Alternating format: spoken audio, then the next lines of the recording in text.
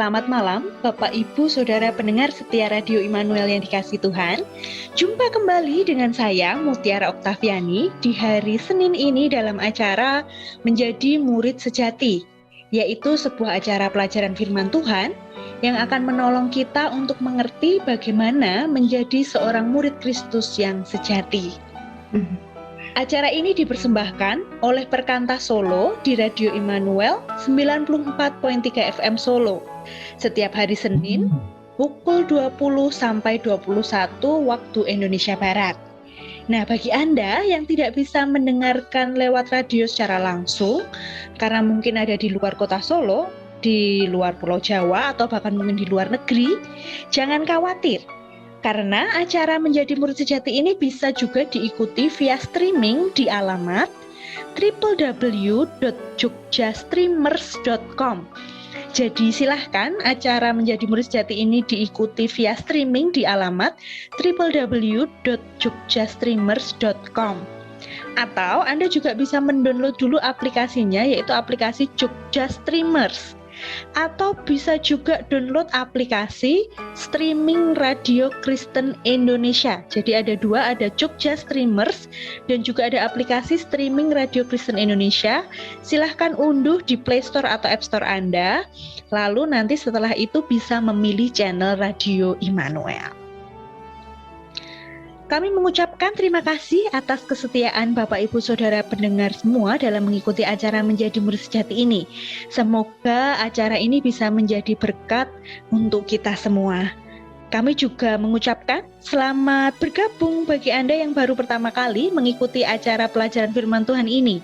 Dan jangan lupa ya untuk terus ikuti siaran Menjadi Murid Sejati setiap hari Senin pukul 8 sampai 9 malam waktu Indonesia Barat. Baik, Bapak Ibu serta saudara pendengar yang diberkati Tuhan, malam hari ini kita masih akan belajar dengan tema besarnya adalah pengembangan diri. Karena kami malam hari ini masih belum siaran secara langsung di studio Immanuel, maka kita tidak akan bisa berinteraksi melalui line telepon. Tetapi saya tetap mengundang Bapak Ibu Saudara untuk bergabung nanti bersama kami, bisa merespon dengan mengirimkan pertanyaan ke nomor WhatsApp kami di nomor 085 74 3993 111. Jadi silahkan Bapak Ibu serta Saudara tetap bisa mengirimkan respon atau mengirimkan pertanyaan tentang topik kita malam hari ini nanti ke nomor WA kami di nomor 085 74 3993 111. Setiap WA yang masuk akan kami jawab setelah acara ini selesai. Nah, pada malam hari ini kita masih dalam tema besar, seperti tadi ya saya sudah katakan, masih dalam tema besar pengembangan diri. Kalau minggu-minggu lalu kita sudah belajar tentang disiplin dan juga sudah belajar tentang tanggung jawab, malam hari ini kita akan belajar mengenai hati yang mau belajar. Jadi malam hari ini kita akan membahas topik yaitu hati yang mau belajar. Untuk membahas topik ini sudah hadir bersama saya, ini narasumber yang dari jauh ya, ini dari Papua, seorang peneliti dari Papua yang bernama Hana Krismawati. Saya biasanya dengan akrab memanggilnya dengan Mbak Hana. Selamat malam Mbak Hana. Halo, selamat malam Mbak Mutiara. Gimana kabarnya di Papua Mbak Hana? Kabar di sini baik, terima kasih. Mbak Mutiara bagaimana? Baik Mbak, di sana mau PON ya? Iya betul, di sini kita sedang sibuk mempersiapkan PON. Oke, terima kasih walaupun sedang sibuk-sibuknya juga ya Mbak Hana, tetapi sudah meluangkan waktu untuk menjadi narasumber di Menjadi Murid Sejati malam hari ini. Nah, ya. Bapak Ibu serta Saudara, nanti kita akan berbincang-bincang lebih lanjut dengan Mbak Hana. Tetapi sebelum kita berbincang-bincang, mari kita akan berdoa terlebih dahulu. Mari kita berdoa bersama. Terpujilah Engkau Bapa yang terus-menerus memberkati setiap hidup kami. Begitu juga dengan malam hari ini, Engkau sudah memberkati kami semua, sehingga malam hari ini Tuhan, kami boleh duduk diam dan akan belajar bersama-sama mengenai hati yang mau belajar. Kami meminta Tuhan yang akan memberkati kami malam hari ini, berkati narasumber juga yang akan menolong kami belajar mengenai tema ini. Kami meminta juga setiap berkat Tuhan itu untuk memberkati setiap peralatan yang kami gunakan untuk mendengarkan siaran malam hari ini, berkati setiap frekuensi radio kami, berkati untuk setiap gadget atau perangkat kami yang kami gunakan untuk mendengarkan. Kami meminta pertolongan Tuhan untuk kami mendengarkan, kami mau belajar firman Tuhan pada malam hari ini. Di dalam nama Kristus Yesus, kami berdoa. Haleluya, amin. Baik, Mbak Hana. Ini kan banyak teman-teman atau pendengar mungkin yang belum kenal begitu ya dengan Mbak Hana. Mbak Hana boleh kenalan dulu dong, Mbak Hana. Oke, jadi selamat malam Bapak Ibu, para pendengar yang budiman. Saya Hana Krismawati, saya seperti tadi sudah diperkenalkan di depan. Saat ini saya sedang berada di Jayapura, itu di Provinsi Papua, paling ujung timur Republik Indonesia. Saya bekerja di Badan Litbang, di Balai Penelitian dan Pengembangan Kesehatan Papua, sebagai peneliti penyakit tropis menular. Oke, nah, Bapak Ibu serta saudara perlu diketahui juga Mbak Hana ini bukan orang asli Papua, tetapi sebenarnya malah orang asli dari Solo ya Mbak Hana ya. Benar ya. Ya, ini dulu kakak kelas Asli saya Solo. ini ya, Putri Solo yang sekarang jadi Nona Manise di Papua ya. Ya, betul. Oke, nah, jadi sebagai peneliti ini akan pas sekali Bapak Ibu Saudara dengan tema kita begitu ya malam hari ini, yaitu hati yang mau belajar. Nah, mari kita langsung saja kita akan membahas topik kita pada malam hari ini. Nah, Mbak Hana, kan kita membahas tema atau topik hati yang mau belajar dalam rangka pengembangan diri begitu ya. Nah, Yap. menurut Mbak Hana, sebenarnya apa sih hati yang mau belajar itu, Mbak Hana? Oke, kita mulai dengan ini aja, pelajaran bahasa Indonesia yang paling sederhana ya.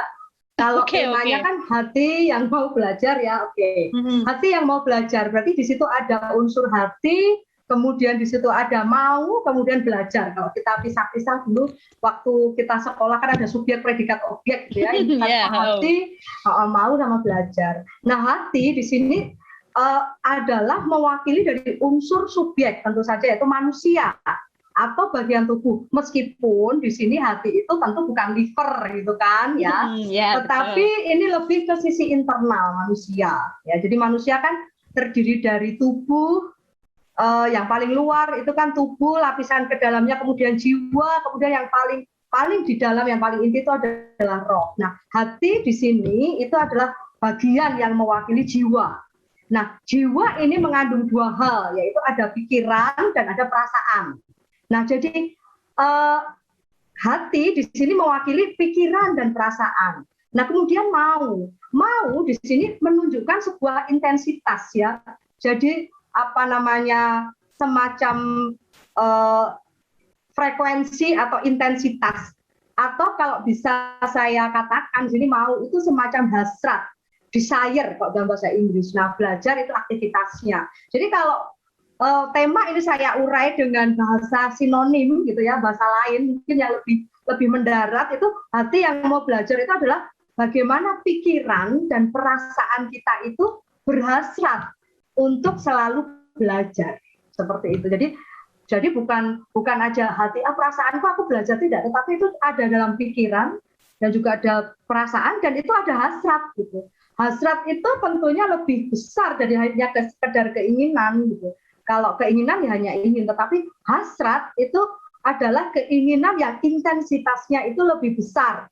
Jadi pikiran dan perasaan yang berhasrat untuk selalu belajar. Itu kalau menurut saya apa itu hati yang mau belajar.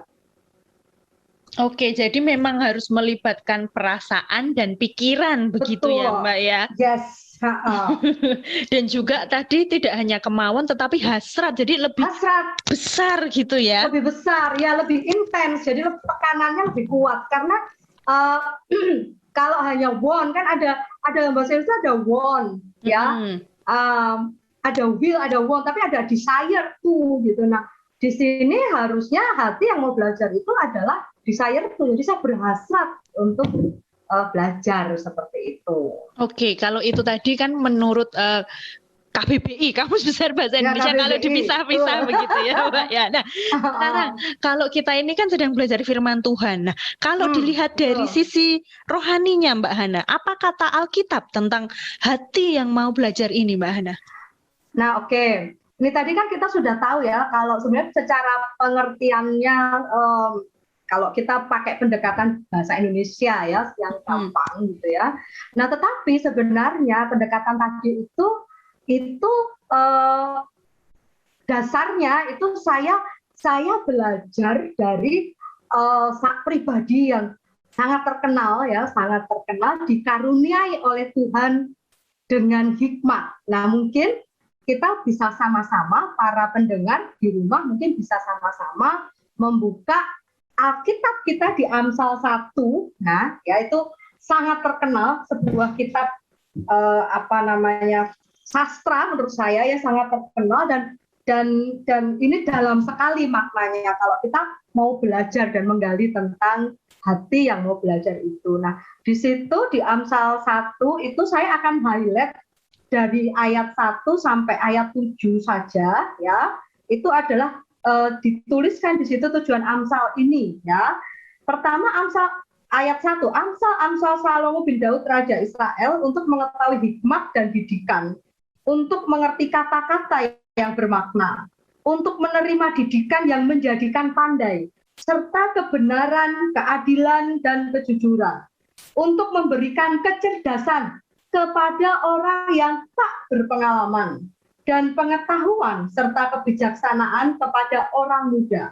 Baiklah orang bijak mendengar dan menambah ilmu, dan baiklah orang yang berpengertian memperoleh bahan pertimbangan untuk mengerti amsal dan ibarat perkataan dan teka-teki orang bijak.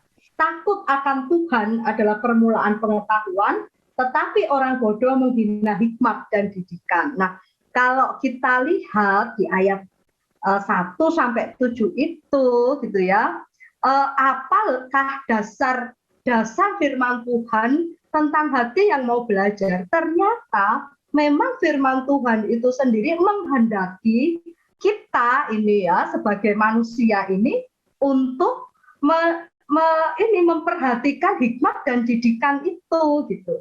Di situ kan ditulis ya, Amsal ini ditulis tujuannya supaya hikmat itu bisa didengarkan pada orang yang bodoh. Kemudian memberi hikmat pada orang yang bodoh. Kemudian memberikan kecerdasan pada orang yang tidak berpengalaman. Kemudian memberi pengetahuan pada orang muda untuk mengerti teka-teki dan ibarat.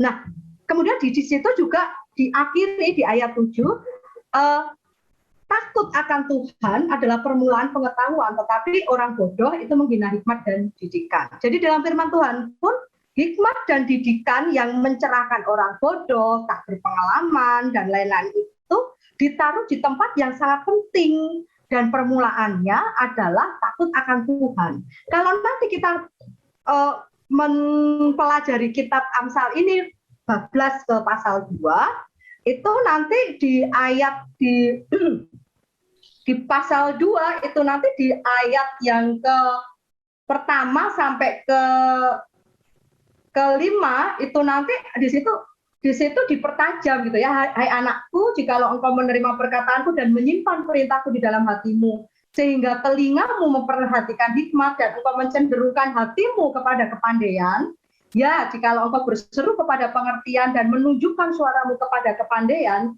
jikalau engkau mencarinya seperti mencari perak, ini saya highlight di ayat keempat, jikalau engkau mencarinya seperti mencari perak dan mengejarnya seperti mengejar harta terpendam, maka engkau memperoleh pengertian tentang takut akan Tuhan dan mendapat pengenalan akan Allah. Nah, tadi di pertanyaan Mbak Mutiara yang pertama kan tanya, apa sih artinya hati yang mau belajar?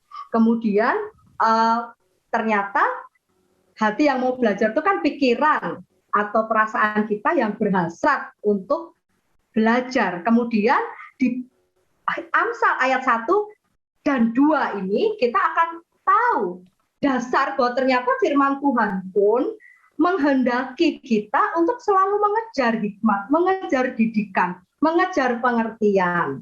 Nah, sekarang pertanyaannya, kalau hati yang mau belajar, apa yang dipelajari? Itu terjawab tadi di Amsal 1 ayat Amsal 1 bagian yang terakhir ayat 7, dan kemudian Amsal 2 ini dari ayat 1 sampai ayat yang saya highlight tadi ayat 5, bahwa kalau hati yang mau belajar, terus apa yang kita pelajari gitu ya? Ternyata yang kita pelajari itu di sini yang ditekankan adalah pengertian tentang takut akan Tuhan dan bagaimana kita mendapat pengenalan akan Allah. Itu kalau menurut perspektif firman Tuhan. Jadi kalau kita rangkaikan dengan pertanyaan Mbak Mutiara yang pertama tadi ya, hati yang mau belajar itu pikiran dan perasaan yang berhasrat untuk mengetahui ya bagaimana pengenalan akan Allah dan pengertian tentang takut akan Tuhan, karena Allah nanti yang akan memberikan hikmat. Ya, itu di ayat 6, Amsal 2 ayat 6, karena Tuhanlah yang akan memberikan hikmat.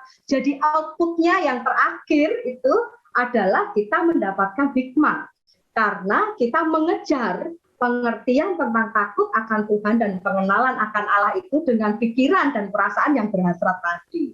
Itu sebenarnya secara garis besar tentang hati yang mau belajar gitu. Itu Mbak Mutiara. Oke, jadi ini bukan cuma rekayasa guru atau dosen ya yang ayo kamu harus belajar gitu kan ya Mbak Hana ya. Tetapi memang ya.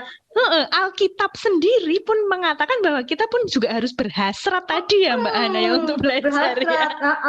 Dan di situ diulang-ulang gitu. Kalau orang yang mengabaikan hikmat, orang yang mengabaikan didikan, itu adalah orang yang bodoh gitu. Jadi artinya orang yang tidak mau mengejar didikan, orang yang tidak mau mengarahkan diri kepada pengajaran, kepada hikmat, itu di Alkitab, di Amsal itu dianggap itu mereka itu orang yang bodoh.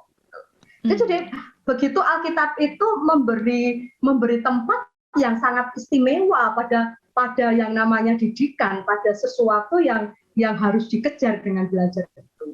Oke, dan perintah Tuhan. Ya betul, ini berarti memang perintah Tuhan begitu ya Mbak Hana ya. Jadi ini berarti kalau perintah Tuhan kan dapat prioritas penting juga harusnya di dalam hidup kita ya. Benar. Dan kalau di siklus ini tadi kan Mbak Hana menerangkan bahwa hasrat untuk belajarnya itu apa? Yang pertama adalah untuk pengenalan akan Tuhan itu sendiri ya. Baru setelah itu nanti kita akan diberi hikmat oleh sang sumber hikmat itu, begitu Mbak Hana? Ya betul.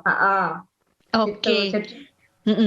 Ya, jadi jadi yang harus kita kejar itu bagaimana kita mengerti tentang takut akan Tuhan, mengenal Allah. Lalu kemudian impact dari itu, efek dari pengejaran itu, kemudian kita akan mendapatkan hikmat dari Allah itu saja, mendapatkan pengertian dari Allah itu tadi. Oke, baik. Nah, berarti memang di Alkitab dan itu perintah Tuhan untuk kita. Nah, sebenarnya ini pertanyaan berikutnya begini Mbak Ana. Nah, kalau kita itu tadi ya sepanjang ini, kalau biasanya di kehidupan kita sehari-hari kita mendengar kata belajar, itu akan identik dengan siswa, murid, dan mahasiswa kan begitu toh biasanya. Nah, tetapi sebenarnya siapa saja yang harus mempunyai hati yang mau belajar ini Mbak Hana?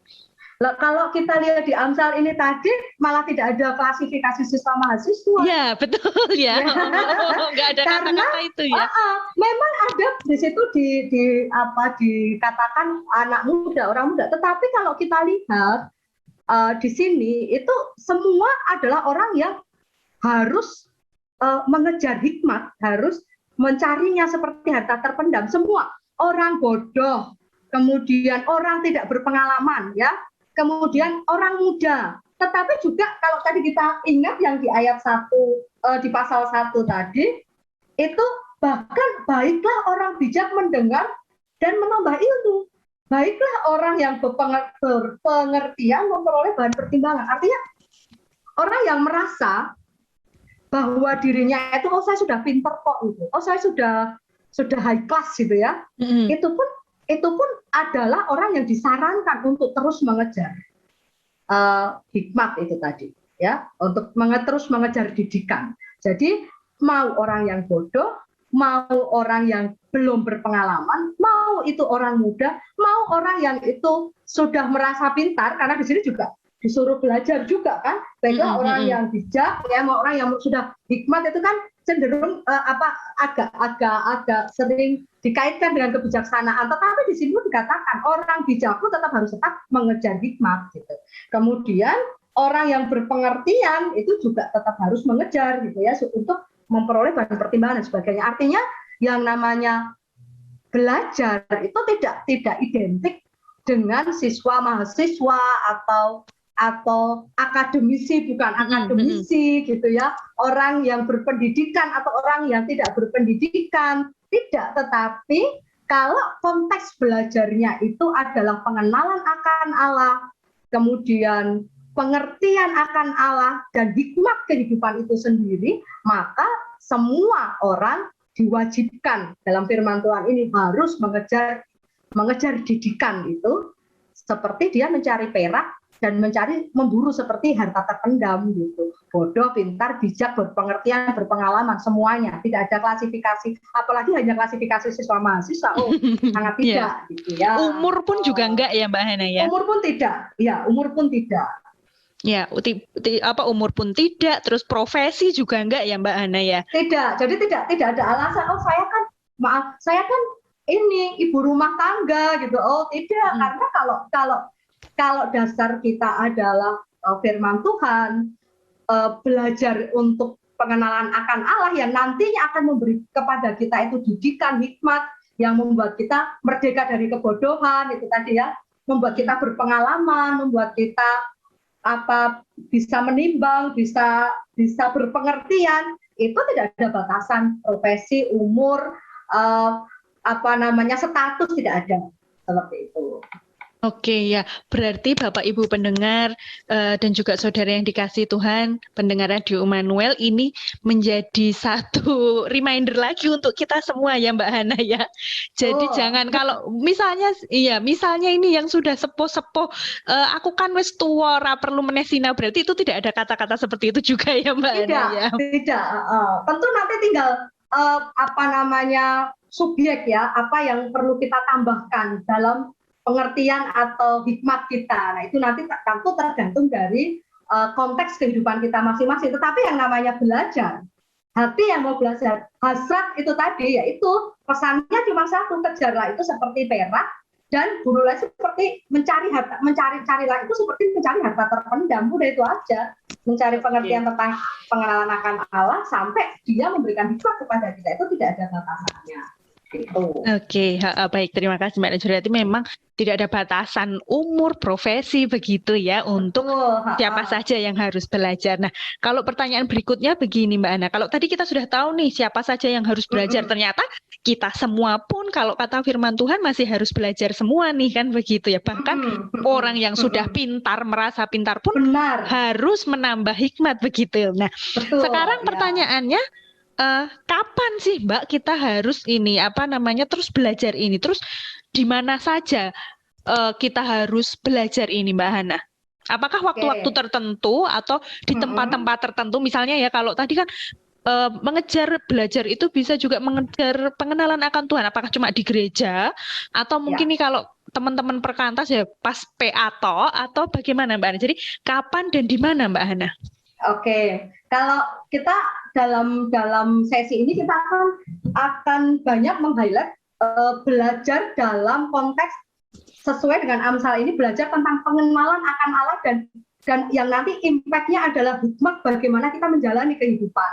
Nah, kalau konteksnya pengenalan akan Allah, belajar mengenal Allah dan sampai akhirnya konteksnya itu memberi insight atau memberi hikmat kehidupan, maka karena permulaan hikmat adalah takut akan Allah dan pengenalan akan Allah ini, maka belajar itu sebenarnya kalau ditanya kapan, itu adalah proses dari kita tentu saja diperdamaikan dengan Allah melalui Yesus Kristus, berakhirnya sampai nanti kita ketemu Allah lagi gitu.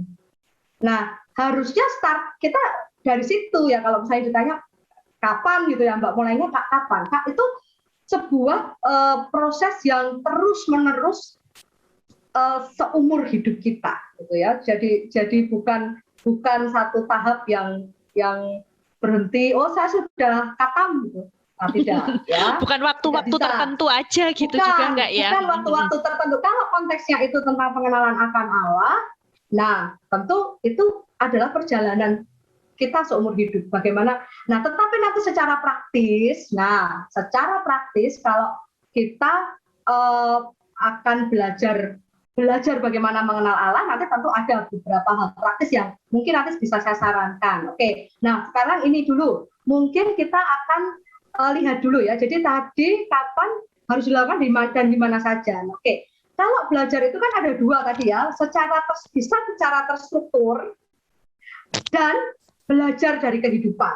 Jadi begini, belajar itu aktivitas belajarnya, itu ya, aktivitinya itu bisa ada dua. Oke, secara terstruktur. Jadi secara terstruktur memang saya belajar untuk melakukan pengenalan akan Allah, atau secara terstruktur saya memang ingin menambah konten pengembangan misalnya ya, supaya saya lebih bijaksana, lebih berhikmat dalam hal A, B, C, terserah apa ya gitu. Nah, dan yang terpenting juga adalah belajar dengan proses alamiah yang disebut sekolah kehidupan. Nah, jadi ada dua ya, kalau kita bicara di mana. Oke, jadi kita bisa belajar secara terstruktur, terprogram, dan juga belajar yang memang tidak terhindarkan adalah proses alamiah yang terjadi sehari-hari melalui kehidupan. Di Amsal kan juga dicatat ya, hikmat itu berseru-seru di pinggir jalan dan seterusnya. Jadi itu memperlihatkan bahwa kita bisa belajar. Proses belajar itu juga terjadi pada saat kita menjalani kehidupan. Oke, secara terstruktur dulu sekarang. Untuk belajar secara terstruktur, dan saya kira ini penting. Kenapa? Karena belajar secara terstruktur itu akan memberikan kepada kita dasar-dasar pengetahuan. Gitu. Nah, teman-teman bisa mencari komunitas untuk belajar. Kalau dalam konteks ini, dalam konteks yang utama tadi ya, belajar dalam pengenalan, untuk pengenalan akan Allah, maka tentu saja tidak kita harus mempelajari firman Tuhan. Nah, tentu tips yang paling gampang adalah jangkaulah komunitas-komunitas yang terdekat atau terjangkau oleh Bapak Ibu pendengar ya, misalnya di gereja, kelompok PA di gereja, kan ada ya persekutuan ibu-ibu, persekutuan bapak-bapak, komisi pemuda, komisi remaja. Nah, itu jadikan itu tempat belajar secara terstruktur tentang bagaimana kita bisa mengenal Allah plus, dan juga bagaimana kita bisa menjalani kehidupan dengan dasar hikmat yang dari Allah, seperti itu, berdasarkan firman Tuhan. Nah, itu Anda bisa itu di kelompok PA, di kelompok PA perkantas juga boleh ya. Di kelompok PA di perkantas itu kan ada kelompok-kelompok PA yang ada pemimpin kelompoknya, nanti akan menemani gitu ya untuk belajar firman Tuhan, kemudian belajar topik-topik seperti itu. Itu secara terstruktur. Kalau misalnya belajarnya itu basic ya, pengenalan akan Allah. Kalau belajarnya itu adalah pelajaran yang sifatnya aplikatif gitu ya, yang untuk tadi menambahkan hikmat, membuat kita berpengertian, saya kira komunitas-komunitas sekarang juga banyak ya, misalnya tentang parenting dan sebagainya. Nah, itu bisa ya, itu bisa. Dan saya mendorong Bapak Ibu dan para pendengar untuk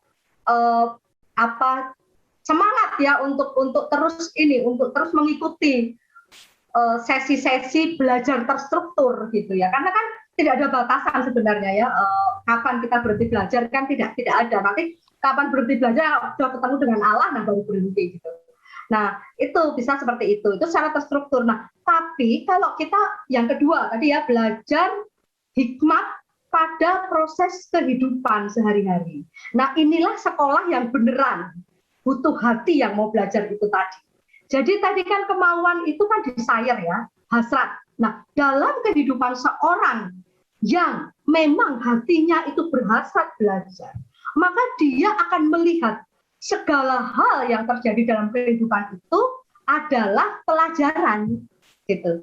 Yang pastinya ada sesuatu yang bisa dipelajari, yang akan menuntun dia lebih mengenal Allah dan lebih punya hikmat lagi dalam kehidupan dia yang selanjutnya. Nah, orang-orang yang seperti ini ya, orang-orang yang punya hati yang tadi judulnya tadi hati yang mau belajar, itu ciri khasnya itu dia adalah orang yang selalu akan mencari tahu makna apa di balik setiap peristiwa yang terjadi dalam hidup saya, termasuk itu peristiwa yang tidak enak gitu. Nah, itu adalah orang yang hatinya mau belajar dan itu sekolahnya adalah kehidupan. Mungkin secara terstruktur kita sudah pernah dengar materi tentang pengampunan ya. Secara terstruktur kita sudah pernah ikut sesi tentang lepas dari pencobaan. Secara terstruktur kita mungkin pernah mengikuti sesi tentang bagaimana menjadi orang tua Kristen yang baik. Tetapi kemudian ya sesi-sesi terstruktur itu akan diuji pada pelajaran dalam kehidupan nyata.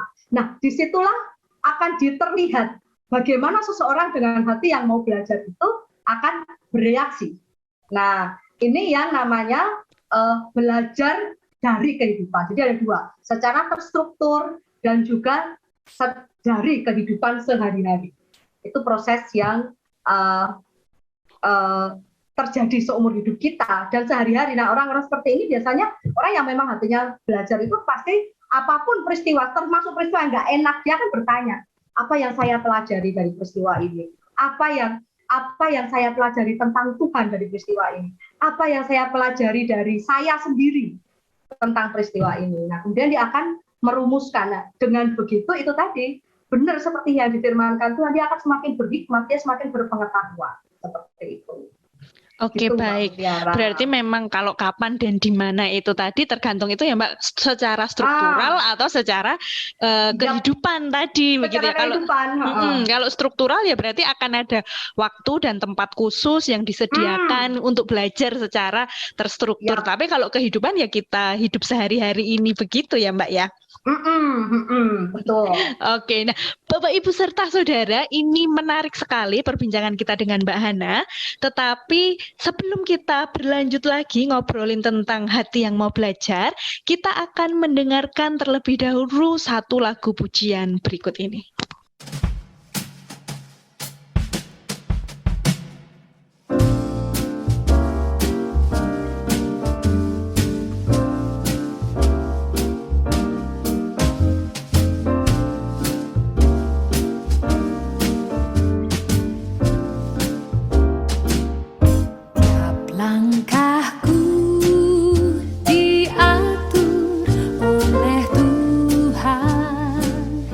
Dan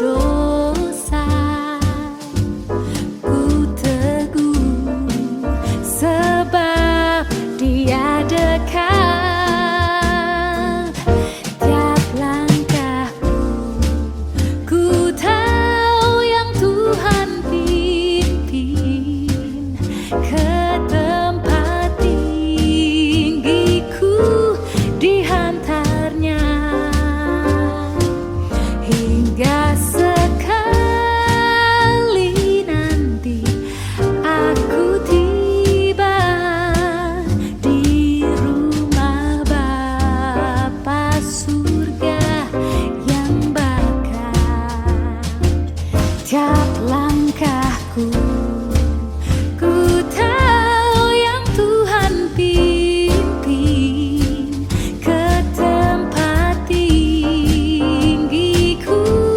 dihantarnya, hingga sekali nanti aku tiba di rumah Bapa surga yang bakal, di rumah Bapa surga yang bakal, di rumah Bapa surga yang bakal.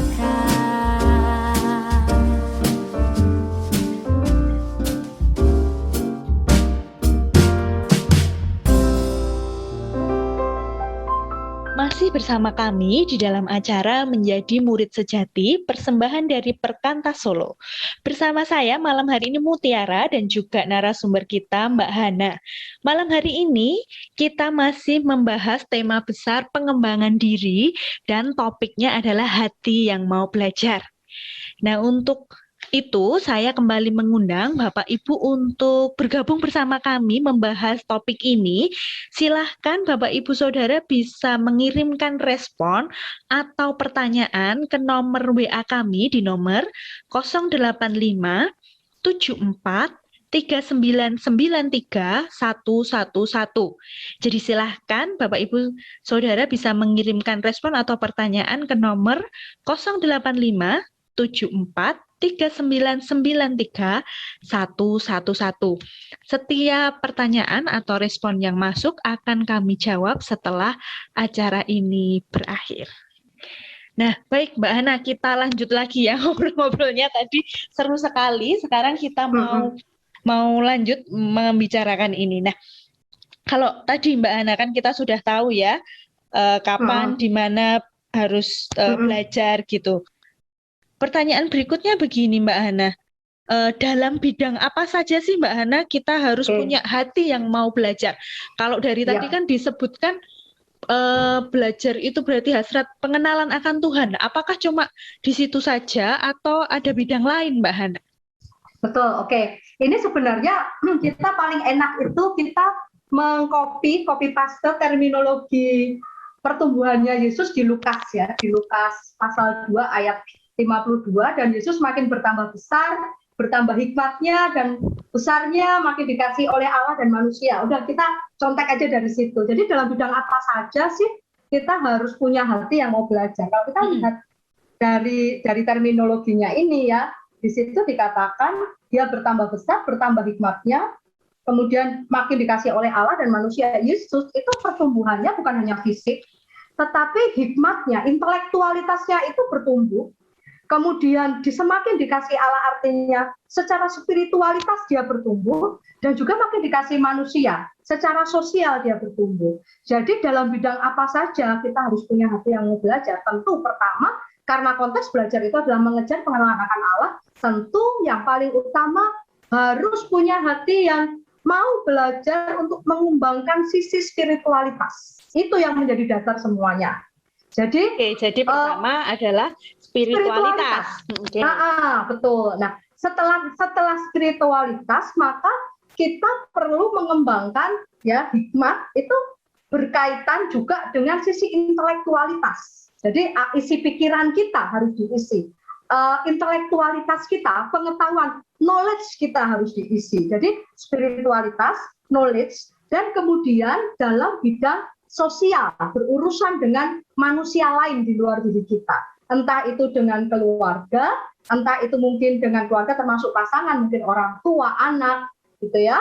Dan juga sosial itu adalah orang-orang di luar keluarga kita, mungkin dengan rekan kerja, dengan teman jemaat, sesama jemaat di gereja, komunitas pelayanan, dan sebagainya.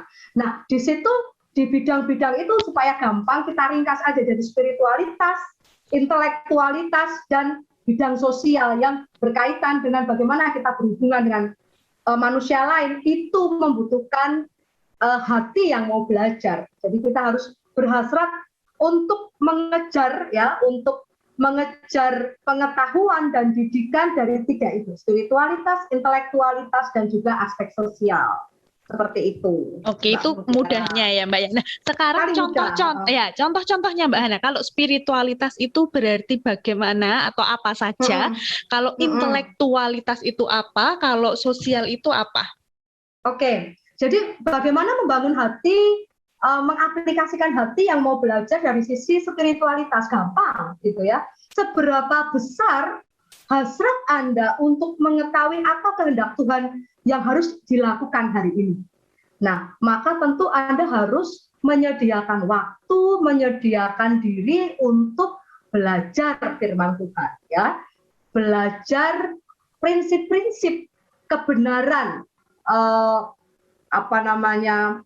Kristen tentang aspek-aspek kehidupan. Nah, itu spiritualitas gitu. Nah ini agak zaman ini agak banyak tantangan karena gini, belajar firman Tuhan itu ternyata itu menjadi hal yang sangat tidak populer. Bahkan kadang-kadang di gereja ya, saya melihat ada banyak anak-anak memang berkumpul, tetapi di situ kadang-kadang mereka tidak belajar firman Tuhan ya kumpul-kumpul aja. Nah seperti itu. Nah harusnya gitu ya, kita semakin giat gitu ya.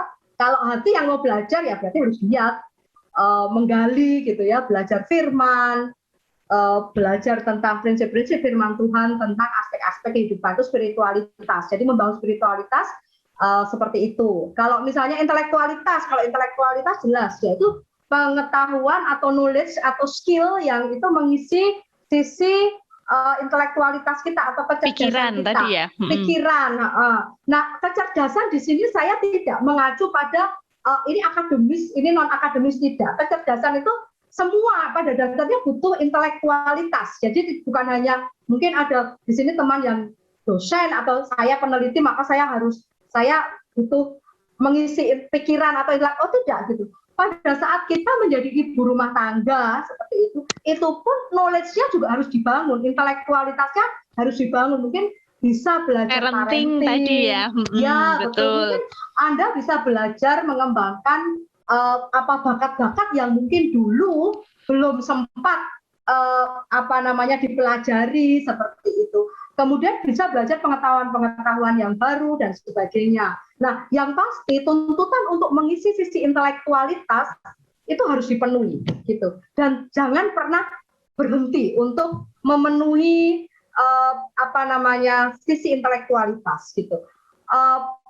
Secara praktis ya, saya mau kasih tips ya di bagian ini. Kalau spiritualitas itu ya mau nggak mau memang itu dibangun dengan kita membangun kedekatan relasi kita dengan Tuhan melalui firman Tuhan, persekutuan pribadi, berdoa dan sebagainya. Tetapi intelektualitas ada 2 tips yang itu sangat jitu ya.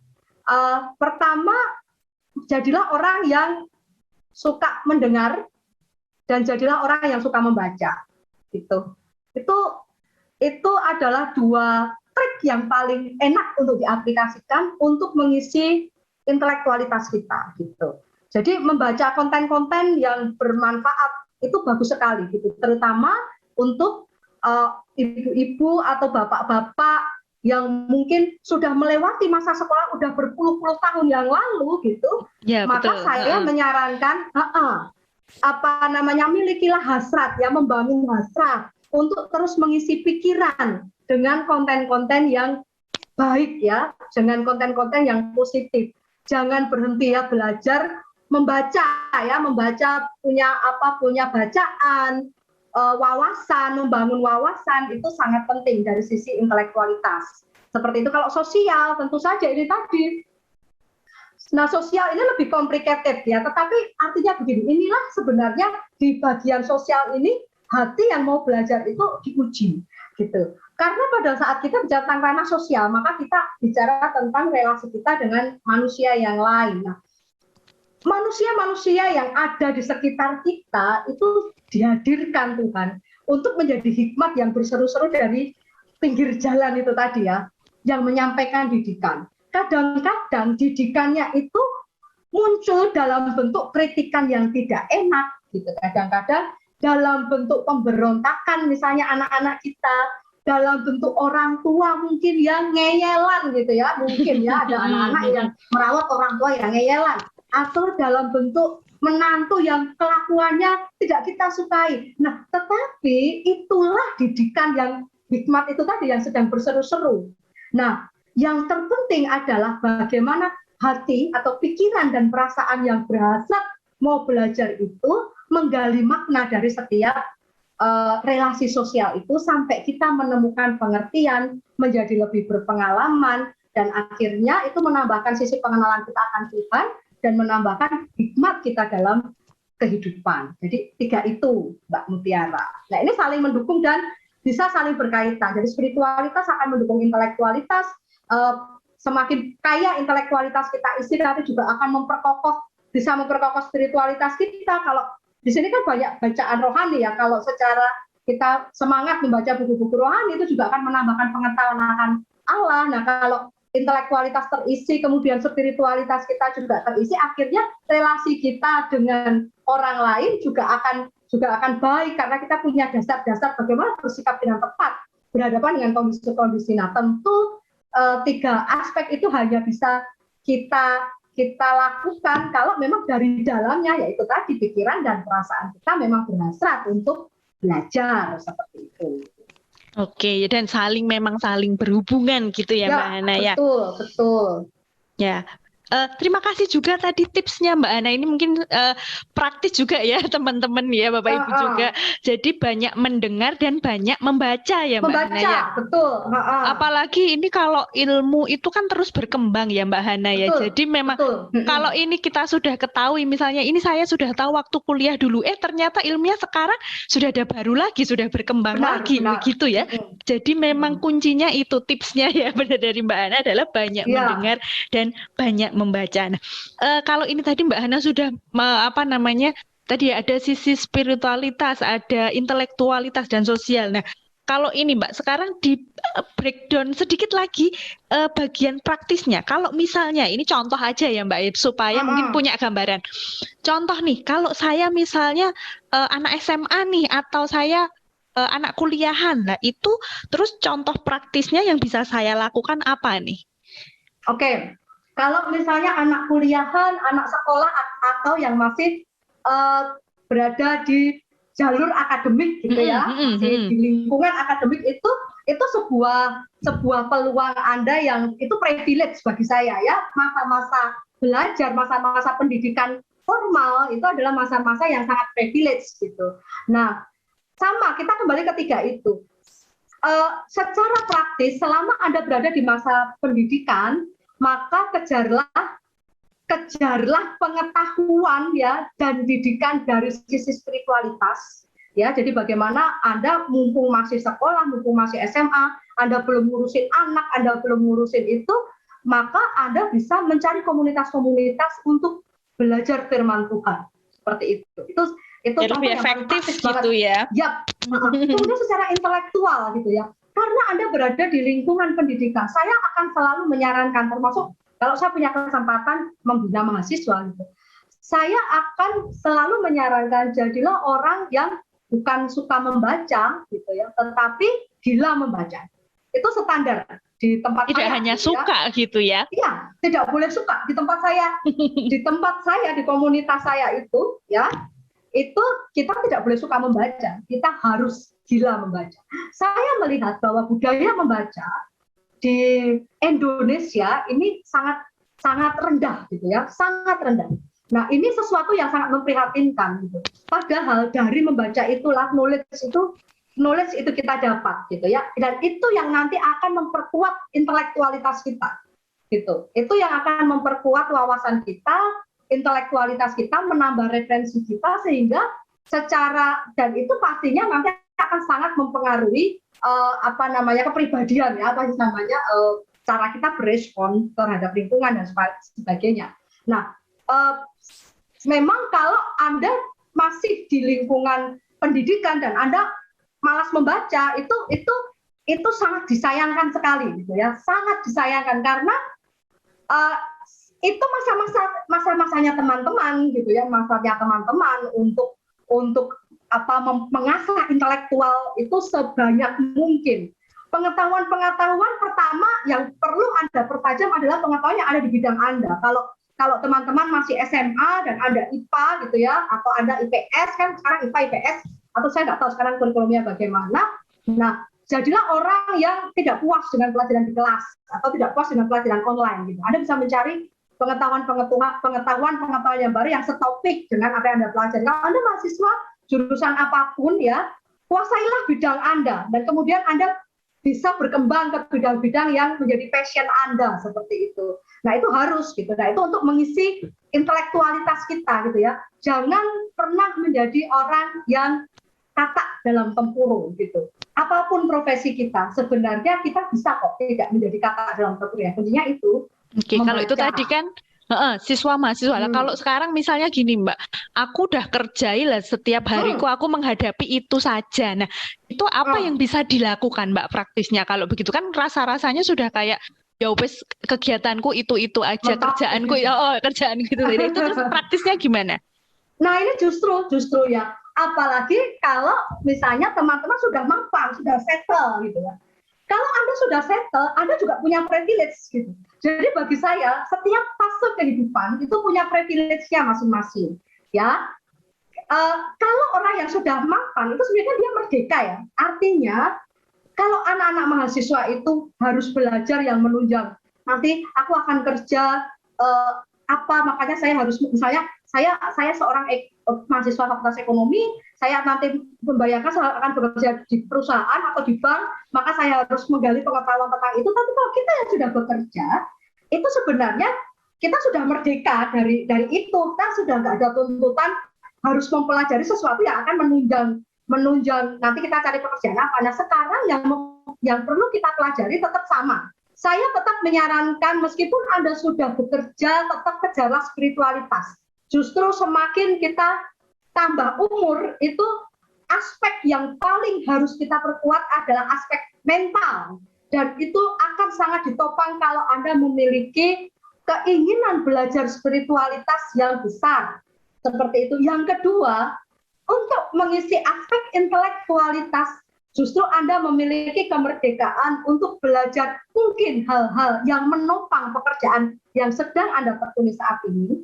Yang kedua, Anda bisa belajar hal-hal yang baru, yang mungkin dulu waktu masih muda pengen dipelajari, tapi dulu belum sempat.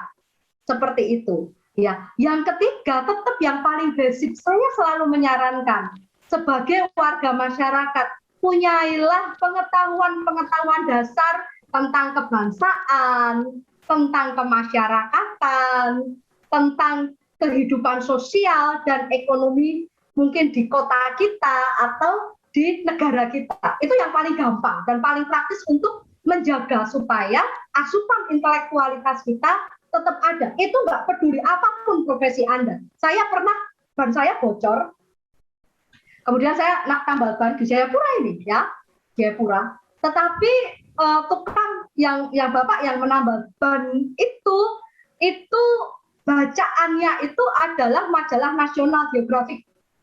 Dan dia punya tumpukan itu di di tempat tambal bannya seperti itu. Nah, ini sebuah teladan yang sangat bagus gitu. Kenapa Bapak itu dulu waktu masih SMA dia ikut pecinta alam gitu, tapi karena ekonomi dan sebagainya makanya dia akhirnya tidak bisa lanjut kuliah dan dia membuka tambal ban dan merekrut anak-anak muda di sekitar situ untuk jadi. Dan kemudian dia tetap supaya nggak bodoh-bodoh amat Mbak. Nah itu saya tetap membaca majalah-majalah National Geographic gitu. Nah ini sebuah contoh praktis yang gampang. Nah Anda sudah bekerja kayak Mbak Mutiara atau mungkin ibu saya gitu ya, para pendengar siapapun. Kalau Anda sudah bekerja itu artinya Anda sudah mapan. Gitu. Apalagi Anda sudah berkeluarga, Anda ibu rumah tangga, itu lebih privilege lagi. Saya iri kadang-kadang, saya pengen sekali dalam 1 minggu full jadi ibu rumah tangga. Maka yang saya akan lakukan, saya akan membaca buku-buku yang sudah lama sekali ini saya baca tapi tidak pernah sempat, misalnya seperti itu. Atau mempelajari hal-hal yang dulu tidak pernah sempat saya pelajari. Ya, misalnya baking, atau saya tidak bisa baking. sampai sekarang karena nggak sempat. Investasi gitu juga bisa ya Mbak ya? Iya, boleh. Investasi itu menarik ya, investasi sekarang. Saham ya misalnya seperti itu. Apalagi sekarang sumber informasi, sumber banyak sekali dan mudah banyak sekali. Iya, Anda mudah diakses gitu. Dan yang saya sarankan untuk warga dewasa ya, mulai dari usia ke atas gitu, jangan buta dengan kondisi kebangsaan gitu ya. Paling tidak Anda paham ibu kota provinsi ini di mana, penghasil ini di mana, itu asik loh, itu fun banget loh mengetahui kayak gitu. Apalagi pada saat nanti kan banyak tuh keluarga tuh anakku nggak bisa nemenin belajar gitu. Nah, kenapa tidak kita manfaatkan nemenin belajar sambil kita sendiri juga belajar. Oke. Jadi menikmati, seperti itu. Jadi itu tadi ya, setiap fase punya privilege dan punya praktisnya sendiri-sendiri gitu ya. Betul. Oke ya, baik, terima kasih Mbak Hana. Ini pas sekali karena pendengar kita ini kan dari berbagai usia juga, jadi pasti ini akan mendapatkan contoh-contoh praktisnya. Nah, ini Mbak Hana, ternyata waktunya juga sudah habis 1 jam ya Mbak Hana. Tapi ini ada satu pertanyaan terakhir begini, Mbak, tantangannya apa saja sih dalam kita punya sikap hati yang mau belajar ini Mbak Hana? Tantangan hati yang mau belajar pertama ada 3 saja sebenarnya. 1 malas, yang kedua keras hati dan tertutup, yang ketiga mudah puas. Kalau orang itu sebenarnya berlaku bukan hanya di dunia spiritual atau Kristen, tetapi itu di semua aspek, di semua dunia. Orang yang mentok akhirnya pengetahuannya, proses belajarnya, itu pertama orang yang malas. Kedua, orang yang mudah puas, dia merasa nggak perlu belajar apa-apa lagi gitu. Saya sudah mentok itu tadi ya, saya sudah mentok, saya cuma ibu rumah tangga, saya cuma tukang tambal ban, saya cuma ini. Nah, itu membuat proses belajar kita berhenti pada saat itu. Dan yang ketiga, ini sikap yang sangat menghambat, keras hati dan tertutup. Ingat tadi bahwa belajar itu lewat kehidupan, maka sikap yang keras hati dan tertutup itu akan membuat kita terisolir dari akses pengetahuan dan didikan. Jadi kalau Anda ingin punya hati yang mau belajar, maka Anda harus menjadi orang yang terbuka gitu. Ya, banyak pengetahuan, mungkin banyak hal yang menggoncang prinsip-prinsip lama Anda gitu. Tetapi mari kita belajar untuk tunggu. Jangan protes dulu, jangan memberontak dulu, jangan menyanggah dulu. Coba perhatikan dulu gitu ya. Coba perhatikan dulu. Coba lihat dulu sisi-sisinya gitu. Nah, itu keterbukaan. Tapi begitu kita kelompoknya enggak, itu salah. Itu yang aku tahu begini, yang itu semua salah. Nah, seperti itu maka proses belajar akan berhenti gitu. Jadi malas, mudah puas, keras hati dan tertutup. Itu yang menjadi tantangan sikap hati yang mau belajar ya. Oke Mbak Hana. Nah, terus kalau kita tahu tantangannya itu, cara mengatasinya gimana Mbak? Kalau tadi yang tertutup kan sudah ya, kita harus tenang dulu, kita lihat dulu begitu. Ya. Kalau 2 yang lainnya gimana? Malas dan mudah puas. Yang pertama biasanya malas dan mudah puas itu muncul kalau misalnya mudah puas itu kan karena kita nggak punya bandingan gitu ya. Kita sendirian, kita nggak punya referensi lain kecuali diri kita. Itu biasanya gampang mudah puas. Maka bergaulah, punyailah komunitas. Nah, komunitas itu sangat efektif untuk menjaga nyala dan semangat kita untuk memelihara hasrat belajar ini. Nah, ini nggak ada hubungannya lagi, sekali lagi nggak ada hubungannya dengan ilmu. Karena zaman sekarang yang namanya komunitas itu sudah ada dari berbagai umur, usia, profesi, komunitas apapun gitu. Nah, dan kalau punya temen tuh ini ya Mbak, malasnya juga berkurang karena ternyata ada temennya gitu ya, ada temennya. Bener. Kalau misalnya kayak saya nggak bergaul dengan komunitas peneliti, misalnya saya hanya dengan diri saya, dengan teman kantor, maka saya tidak akan tahu bahwa ternyata penelitian saya sudah ketinggalan zaman gitu. Ternyata ada kemutakhiran di sana, saya tidak tahu. Nah, seperti itu. Nah, maka dengan begitu saya tidak akan malas dan mudah puas gitu. Kalau misalnya Mbak Mutiara, baking gitu, kalau nggak punya komunitas sesama baker gitu kan, rumahku dimsumku yang paling enak, gitu kan? Nah, ternyata ada di sana ternyata dimsumnya Peggy atau benar. Nah, itu komunitas. Jadi saya mendorong termasuk bapak-bapak, ibu-ibu, pensiunan yang sudah lansia. Betul, itu bagus sekali. Memang kalau ada komunitas-komunitas tidak apa-apa dan itu sehat sebenarnya. Ya, kayak ibu saya itu kan pensiunan apotek gitu. Jadi sekarang dia bergabung dengan komunitas kesehatan di gereja. Nah, itu mau nggak mau membuat dia belajar gitu. Sekarang dia bukan hanya bisa racik obat, tapi mungkin dia sudah bisa memberi penyuluhan, mungkin tentang kesehatan reproduksi dan sebagainya, tentang tanaman obat, seperti itu otomatis itu akan berkembang seperti itu. Nah, kakek-kakek, nenek-nenek juga punyailah komunitas ya. Sesuai ilmu dan minat ya. Betul, sesuai ilmu minat, tentu sesuaikan dengan kekuatan juga. Ya, betul. Baik. Nah, Bapak Ibu serta saudara pendengar setia Menjadi Murid Sejati, tidak terasa kita sudah di penghujung acara, tetapi sebelum kita berpisah, mari kita dengarkan kembali Mbak Hana, silahkan menyampaikan highlight-nya saja secara singkat pelajaran kita malam hari ini, apa yang paling penting, lalu nanti saya meminta Mbak Hana untuk menutup dalam doa. Silahkan Mbak Hana. Ya. Jadi hati yang mau belajar itu adalah pikiran dan perasaan kita yang selalu berhasrat untuk belajar. Apa yang perlu kita pelajari? Yang pertama yang perlu kita pelajari tentu adalah pengenalan akan Allah, yang artinya nanti kita akan memperoleh hikmat dari pengenalan akan Allah itu.